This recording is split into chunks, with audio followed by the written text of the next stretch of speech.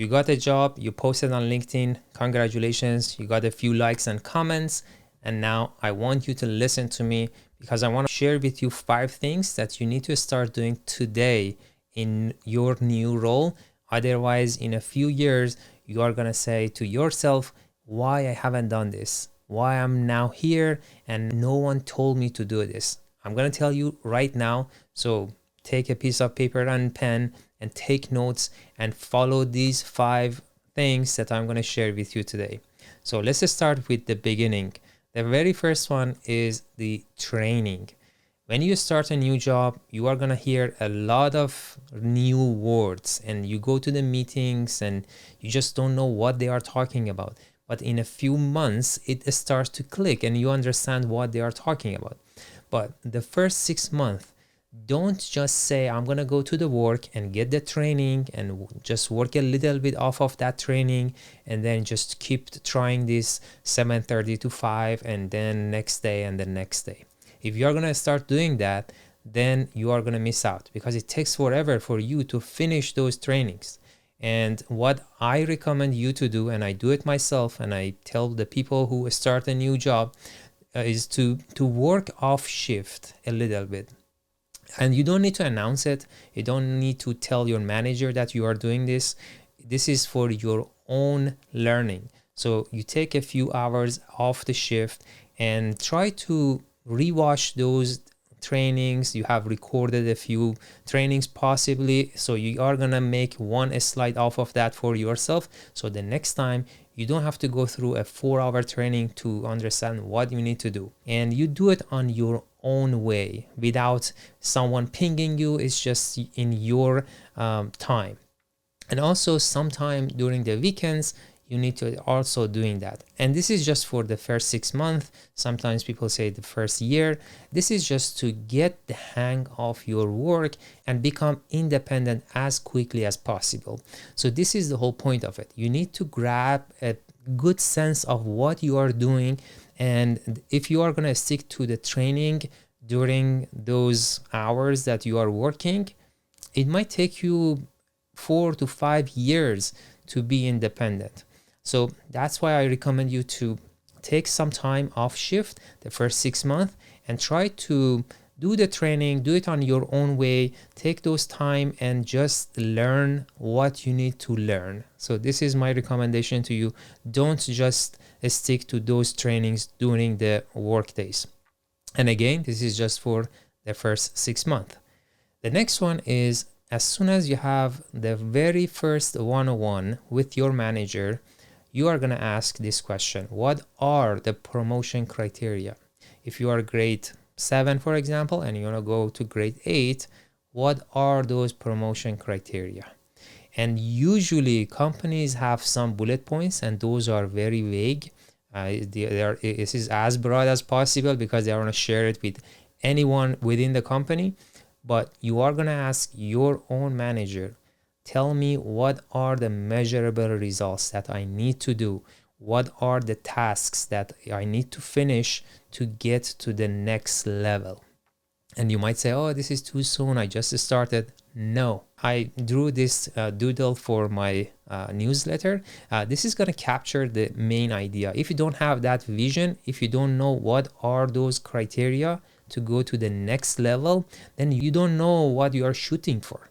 So have those, and I'm going to tell you by the end of this video what you need to do then with those criteria. So just stick until the end of this video. So next one is start networking now. Don't stay until you need the networking. You need to start networking today as you start your work. And I'm going to tell you what to do exactly. So I'm currently working at Intel. If I'm thinking about going to another company, what are those semiconductor companies that I can go to? For example, here I'm listing the TSMC. Then I'm going to think about the other companies that might help the semiconductor company, but they are not that visible. For example, KLA is another company. We have other companies that I'm going to mention in the next slides. But what I'm trying to say is, like, think about the hardware and software and anything that you are using that might help the whole ecosystem of the company that you are working in, but you can work for them as well, because day-to-day work, you're using that software or that hardware. That might be an equipment, a tool, something that you are using day-to-day. You can go to those companies as well. So what I want you to do is, and this is what I did for myself. I'm working at the Intel, right? So what you need to do is to list 5 department or positions within your company. Here I'm showing that with a yellow color, that you can go and work. For example, here I have shown here process integration, process engineer, yield engineer, litho engineer, or supply chain engineer. These are 5 roles that I can go into in a few years. So I'm going to list that, and then I'm going to list the other companies that I can go and work for, like TSMC, Micron, Samsung, Texas Instrument, and Analog Devices. So these are the semiconductor company. And then I'm going to go underneath for those software and hardware companies that helping the whole ecosystem of the semiconductor, because I'm in the semiconductor field. So you can do the same analogy and the same thing for yourself. So here, for example, KLA, Applied Materials, ASML, Tokyo Electron, and Lam Research. These are those companies, the vendors of these equipments and the software and the solution, whatever they are providing for the semiconductor company. These are the top 5, for example. And there are more, but here what I'm trying to say is, like, just list at least 5, and you don't have to come with all these 5s within your company, within the field that you are working, and underneath at once, because over time you are going to learn these companies and positions. But what I'm trying to say is, have this idea that you need to know about the ecosystem that you are working in. So here you can take a screenshot of this slide, and over time, I would say within the 6 to 1 year, this has to be filled in. You need to know what are those positions that you can go and work in, what are the other companies that you can go and work with, and what are the companies that are coexisting with the whole ecosystem of the company that you are working in. So you are going to write these down, and then you are going to start networking. You are going to find one person within each of these. You can start going to a coffee chat with them. You can make that connection and deepen that connection. It's not like, hey, I'm gonna find someone when I need it. No, you need to start doing that right now, that you don't need that network. You don't need it, but just in case something happens, is if you got laid off or you decided to move to another company, then you have that connection. So this is the practice for you today. And then the next one is having the daily reflect session. What I mean here, I recorded another video about how do I write this and why I have this reflect session during a day, and that this can be like a 10-minute or a 30-minute session for you. And usually I have that at the end of each day. So I have this reflection, and what I do, I'm going to show you like 3 themes that I'm following every day. One would be, I'm going to review what I did today, what person I helped today, what happened. Like, for example, I'm working on something and then someone comes to my office and distracts me. I'm focused and doing some focus work and someone just interrupt me. So how do I can solve this? So I'm going to write these down, and I have one solution for that. You can watch that video. I'm going to put the link in the description below. So these are the things that I'm going to review with myself. What didn't work today, and what happened. Like, just having some idea, like what I did today, how's my feeling, did I help someone? And this is going to be like, how do I reflect? And by the way, when I'm doing this, I'm not doing this reflect time in the same space that I'm working. I usually take my laptop, go to the coffee shop. We have a cafeteria inside the company. So I'm going to go there. I'm going to change the environment and go to a new location. So I feel now this is me analyzing my day. Then I'm going to just use an Excel file, and one I have insight and one I have action. So I just gave you an example. You can pause the video and read it. These are a few examples.